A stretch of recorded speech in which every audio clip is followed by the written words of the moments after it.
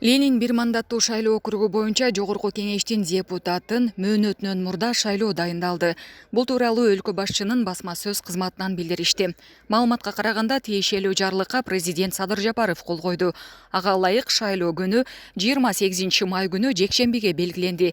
Аны Борбордук шайлоо комиссиясы уюштурат. Министрлер кабинети зарыл болгон финансылык каражаттарды таап берет. Номер 26 Ленин бир мандаттуу шайлоо округу боюнча жогорку кеңештин депутаты Абиров Жаныбек Болотбековичтин ыйгарым укуктары мөөнөтүнөн мурда токтотулган. Белгилей кетсек, Жаныбек Абиров 27 мартта Мушташтын айынан мандатын тапшырууну чечкенин билдирген. Ал эми БШК анын арызын кабыл алып, аны мандатынан ажыраткан. Борбордук шайлоо комиссиясы Ленин райондук бир мандаттуу округда 2 айдын ичинде жаңы шайлоо дайындалышы керектигин билдирди. Садыр Жапаровка таеквондо боюнча ардактуу 9-чу дан ыйгарылды. Кыргызстандын президенти Садыр Жапаровка таеквондо боюнча ардактуу 9-чу дан ыйгарылды. Бул тууралуу министрлер кабинетинин турагасы Акылбек Жапаровдун бүткүл дүйнөлүк таеквондо федерациясынын президенти Чунг Вон Чон менен болгон жолугушуусунда маалым болду.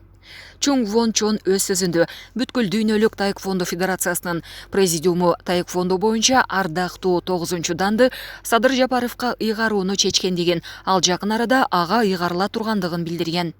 Тараптар жолугушуунун жүрүшүндө дене тарбия жана спорт тармагындагы кызматташууну, ошондой эле спорттук медицинаны өнүктүрүү маселелерин талкуулашты. Булак Говоритова. Хирургтар Эрнст Акрамов менен Мамбет Мамакеевдин элдешкен видеосу жарыяланды. Хирург Эрнст Акрамов менен Мамбет Мамакеев 40 жылдык таарыныштан кийин 17 мартта жарашканын Кактус медиа сайты жазды. Чүй облустук ооруканасынын жамааты аталган медиага кайрылып, эки хирургдун элдешүүсү тууралуу билдирген. Маалыматка караганда, чырдын себебин хирургтар өздөрү гана билишет. Окумуштуу хирург, медицина илимдеринин доктору Эрнст Акрамов 87 жашта, ал академик, Кыргыз Республикасынын баатыры, хирург Мамбет Мамакеевдин окуучусу. Мамакеев 96 жашта. Булак Марал ФМ. Москвада кыргыздар менен тажиктер биргелешкен ооз ачарга чогулушту. Москвада кыргыздар менен тажиктер достуктун жана жакшы коңшулаштыктын ооз ачарын өткөрүштү. Бул тууралуу кыргыз диаспорасынын кеңешинен билдиришти. Маалым болгондой, иш-чарага Москва районунда жашаган аксакалдар, эки өлкөнүн дипломатиялык кызматтарынын, диаспораларынын өкүлдөрү жана Кыргызстан менен Тажикстандын диний ишмерлери катышкан.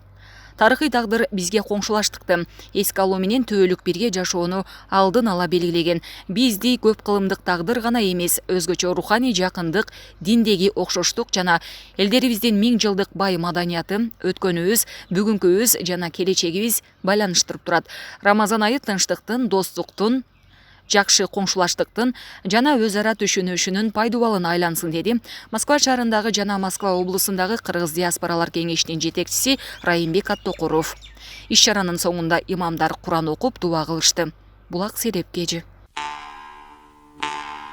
Депутат Тазабек Икрамов: Орозодо Кемпироват боюнча камалгандарды кечирип коюңуздарды суранам. Депутат Тазабек Икрамов сот тармактагы баракчасына ыйык Орозо айында Кемпироват боюнча камалгандарды кечирүүнү суранып пост жазды.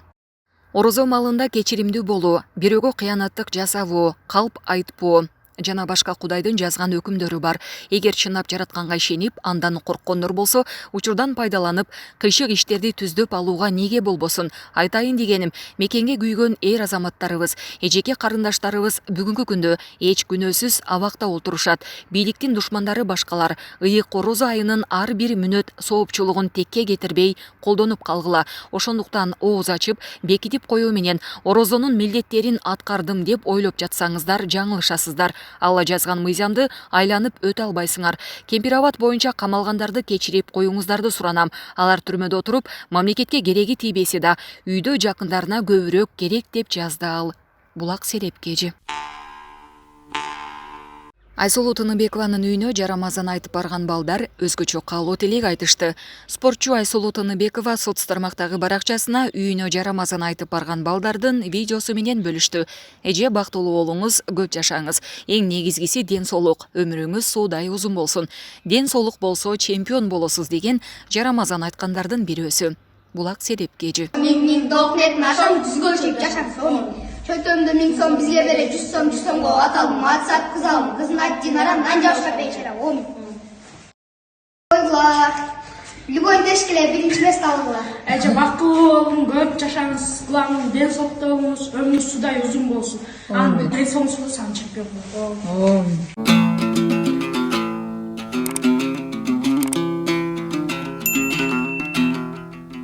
Уулумдан ажырап калганыма ишенгим келбейт дейт Орусияда бычакталып өлтүрүлгөн 17 жаштагы жигиттин апасы. Москвада кыргыз жарандары бычакталып, бири 17 жаштагы жигит каза болгон. Шектүү катары 4 кыргызстандык кармалган.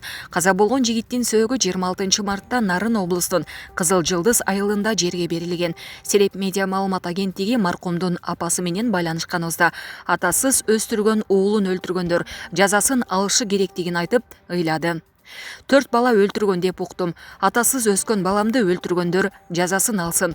Менин угушумча бул окуяга кыздардын да тиешеси бар экен.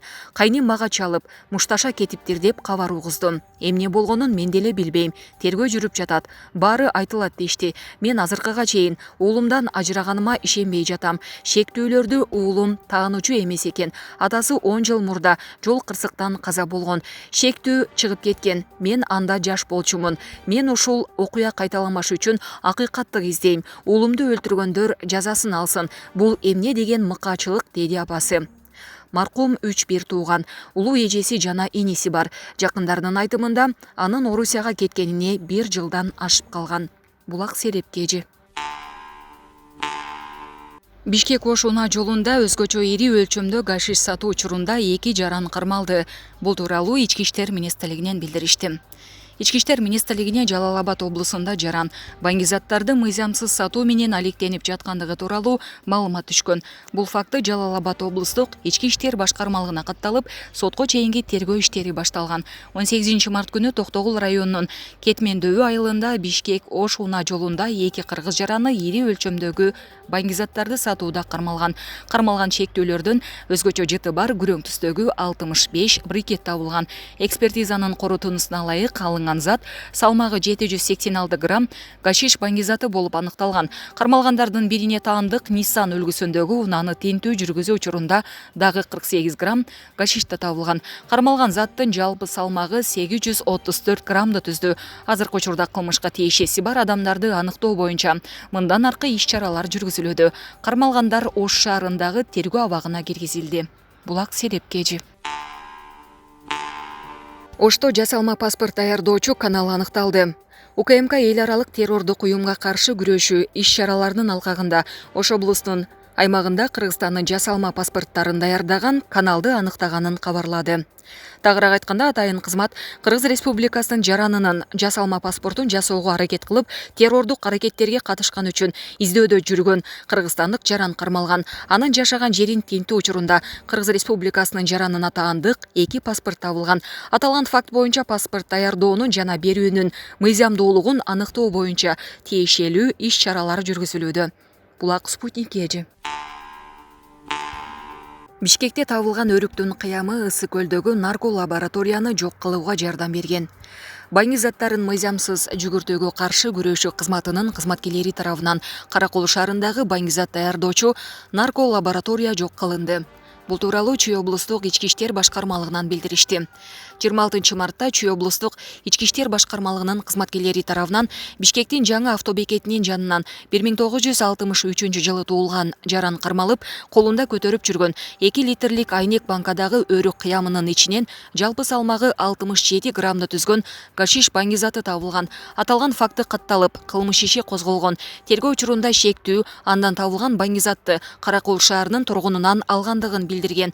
Анын үйүн тинтүүдө ашкананын ичинен атайын баңгизатын жасоочу ишкана табылып, жалпы салмагы 12 килограмм 450 граммды түзгөн марихуана табылган.